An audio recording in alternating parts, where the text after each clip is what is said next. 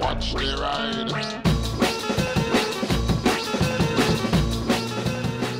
Hey everybody.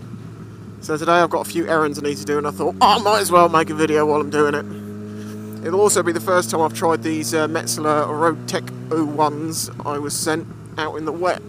I've heard they're pretty good in the wet, so we'll see. First thing I want to very quickly touch on is thank you very much to everyone who left comments on the clickbait video. It's nice to see there are some realistic people out there who are quite supportive of the channel. It's not always like that in the comments of every normal video, but it's nice that occasionally, you know, I get to see what people are really like. But one thing it was said quite a lot of times was, you know, don't let people get you down. They're not. They're really not. What he was more talking about is the fact that just people didn't know what clickbait was, and I was using my videos as an example to prove how it's ridiculous what people call clickbait when it clearly isn't. But we're not going to keep talking about it. It's the end of it. I'm off to get a new light switch because, oh god, I'm having a bit of a nightmare here. Okay, so you saw I had green screen in the background of that video, and that's because I'm gonna be doing some more videos from home. I like being able to do sat down talking videos. I can go far more in depth into subjects and use reference materials and stuff like that. And I like it. I think it's a good change. And it also means that I can make videos that don't cost me money and fuel to make. And at the moment, that's a really handy thing. Oh, don't forget, you can still win that visor if you order a sticker before Friday the 28th at midnight. If you don't know what I'm talking about, basically I have a visor, my old visor, I've stuck a sticker on it. Oh, I need to get the silver Sharpie today. I remembered that, yes. And I'm going to sign over the sticker that's on it, and if you order a sticker between when the last video went up and Friday the 28th at midnight, UK time, I'm going to pick someone out of that to win the visor. I'm going to send it to them as a little thank you. I'm also going to go back through the previous orders of my stickers, so anyone that ordered a sticker, and I've got a couple of old sprockets from like Betty and Jessie, and I'm going to sign them and send those out. Yeah, if people want them or not, I don't know, but I'm just going to randomly send them to people, so you might have a little package appear in the post and you're like, what the hell is this? Well, that's what it was. There's a little thank you. Because I know a few people were like, I only bought a sticker a week ago and I can't win the visor. So, well, I'm afraid that's just life. But I thought I'd do a little backwards compatible giveaway. Yeah, where was I? Yeah, the green screen didn't work because, well, one, it was too close to me, and two, the lighting wasn't even enough, so there was too many tonal differences across it. So what was happening was, if I got everything, so it was just about right, the side of my head kept getting removed as green screen, and my eyes, I don't have green eyes, but for some reason it was picking those up, so I had these like holes for eyes. It was actually quite funny. I was considering going with it, but it was just the way that every now and then kept flickering. So part of the problem was the lighting, so I've actually bought some daylight LED type bulbs from the spot lamps in my room, which I can then shine onto the sheet. But I've got one of those remote controlled dimmer switches, you know, that you can dim it up and down, or you use a remote control from anything, you can train it. Well, then they're not really compatible with LED bulbs because at the high end they flicker, and at the low end they don't turn off, they stay on slightly, which is really worrying because I was like, oh, okay then. So these never really turn off with this switch, so I'm getting a manual clunk clunk switch. A bit annoying because it means I've got to get out of bed to turn the lights off at night, but it's not the end of the world. One other little thing. Yesterday I made a video which you'll see in the future, and basically I'm riding along and someone in front of me, a few cars ahead, a few hundred yards in front of me, hits a pigeon, and it's not dead yet, but it's definitely going to be dead. And I was like, oh man, I can't leave it, I feel really bad. So I thought, right, stopped up, went back to have a look at it, and it was all kinds of fucked up. I think its back was broken because its legs it couldn't use its legs, and it's flapping around. And when I'd first walked back to it, it looked like it was already dead, and then it started flapping when it saw me, and it was being all sort of like, oh, get away from me, and I was like, oh, fuck's sake. And then it was just like there going, and I was just like, right. I've had to do this several times in the past, but I was like, okay, I'm going to have to euthanise this bird. Now, because I'm from an old-fashioned hunty, shooty, fishy type family, I know how to do these things, I've done it before. So, grabbed it by the head, quick flick of the wrist, really good flick of the wrist, and, well, its body hit the floor and I still had its head in my hand. I ripped its fucking head off with my bare hands. Now, I have a video of this. I looked away when I was doing it because I was like, I'm not showing me ripping a pigeon's head off on video.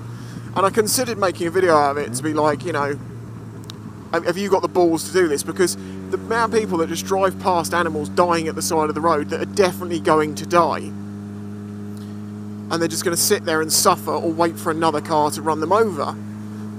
And I don't like that. I feel bad for them. I mean, you know, this is going to open up into a slightly bigger subject in this video, but the reason I'm not going to upload that video is because I'm fucking petrified.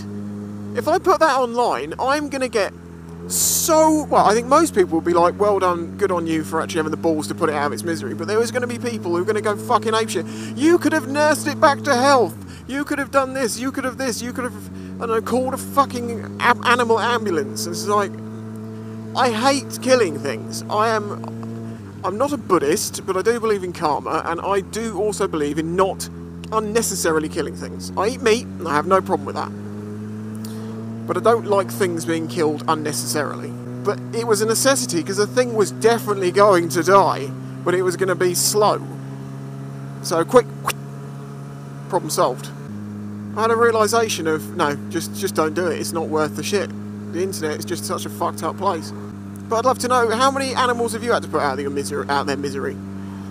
I've had to do a couple of pigeons in the past. A small bird that flew into the side of my bike, and its bottom beak mandible got ripped off, and it was all kinds of fucked up, and I think it broke a wing as well, and it was just like, okay, fine, and did that one as well. And a mouse. We had to put mouse traps in our attic because we had mice up there, and somehow one of the mice got caught by the back end, not the front end, and it was just like, oh god, oh god. And I didn't know how do you know, birds are easy. There's a technique for putting birds out of their misery. But what about a mouse? So I got a work boot.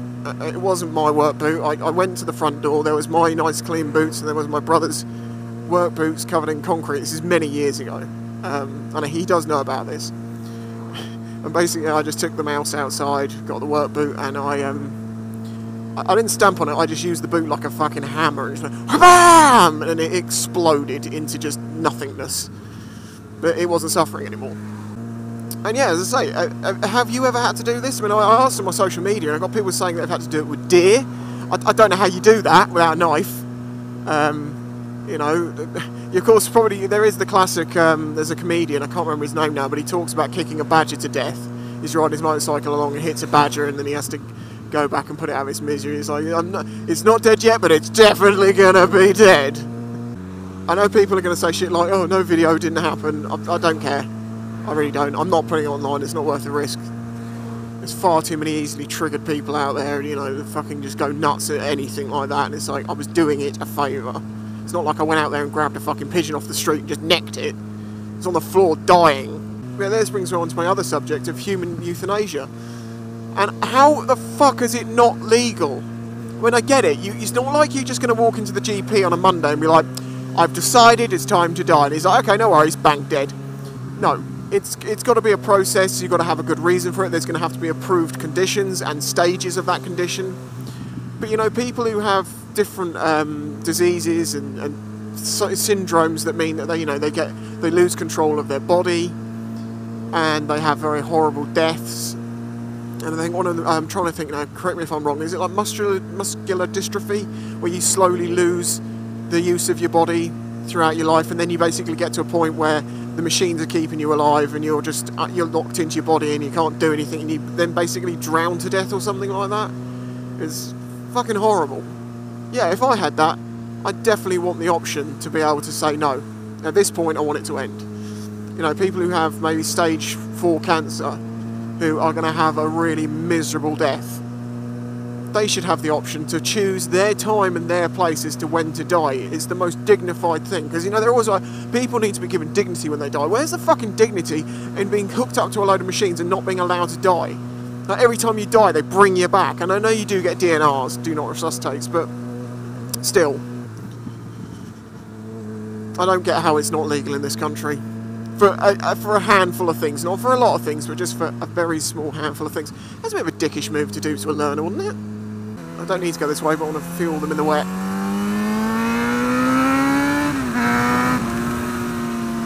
Well, there's no squirreliness. It's going to be a progressive thing where I sort of up and up how I trust them. And so this is the first time I've ridden with them in the wet, but yeah. Feel good. Don't feel any different, to be fair, from being in the dry.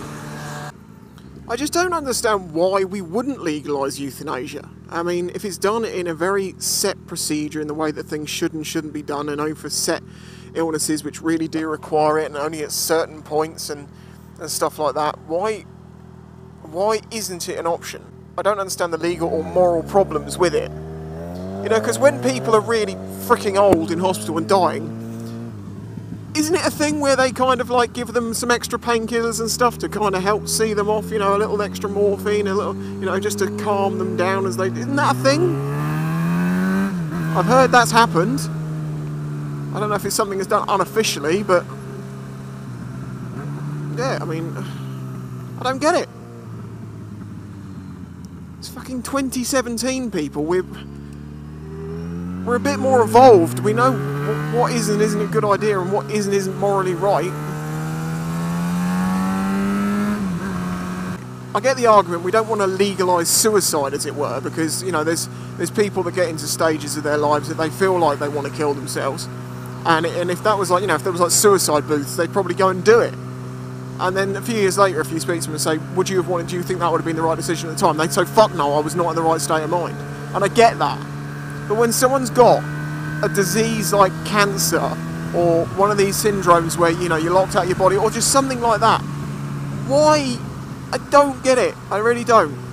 I know obviously then people are going to say, well, if you can get it for this, I want it for this, and then it's going to slowly progress. But that's going to have to be done on a case-by-case system, and it's going to be very difficult for the first person with each disease to get the euthanasia, because it's going to have to go through the courts, through the high courts, and it's going to have to get approved. As I say, for the first person to have it done, it's going to be a pain in the arse, but then a legal precedence will be set. I know I've heard people say, if I ever got dementia and didn't know what was going on, then I'd want to be euthanised. And it's like, I don't think that's going to work, because the problem is, unless you can say at the time that you want this and you're of sound mind at the time, it's not going to be an option. And then in the future, if you say, well, in the future, if this happens, I want this to happen, your problem then is someone else has to make that decision for you. And then, you know, families might go against it and say, you can't do this. You know, oh, they didn't want it, they weren't all there, they didn't, you know, it's... That, yeah, I don't think it'll work for dementia. Because, you know, people do try and hold on to life and then to people for more of their own emotional needs rather than the benefits or the best wishes of that person. And there is, you know, there is a case at the moment regarding a young child which, from the evidence that I've seen, I don't think it's fair that they're trying to keep this child alive. Because what's going to... Is it going to... If they're going to be able to cure it so it's going to be completely fine, so it can actually have somewhat of a life? No, I don't believe so, from what I've read. So they're just prolonging the inevitable... Personally, I think it's for their own emotions. But that's very controversial, and that's why I've not made a video talking about that on its own. But I am quite a cold thinker, I do know this. I'm very realistic about life and death. You know, it's going to happen. There is nothing you can do about it, so just make the fucking most of it while you can. And don't be unrealistic. You know, if someone dies in their late 90s or something, and they've been dealing with some illness and etc, etc, and people are saying, oh, it's so sad, oh, it's terrible, and I'm like, yeah, of course it's terrible, you miss that person. But for that person, it was the nicest relief to have it actually finally end. I don't know, as I say, I'm a bit cold-hearted, and this isn't exactly the cheeriest vlog in the world, is it? But it's a realistic thing, and there's a lot of this being talked about at the moment, and with yesterday's incident involving the pigeon, you know how much I love animals. I love pigeons, they're awesome, but I'm not going to leave it there to fucking suffer. But yeah, equally, the world's such a crazy place now that you can't do anything without someone flipping out. For some reason, because those people get listened to. I don't know. Anyway, thank you for watching. Sorry if you now feel really depressed about life, but maybe this would give you the inspiration to realise that life is short and it is unknown, so just make the most of it. Enjoy it.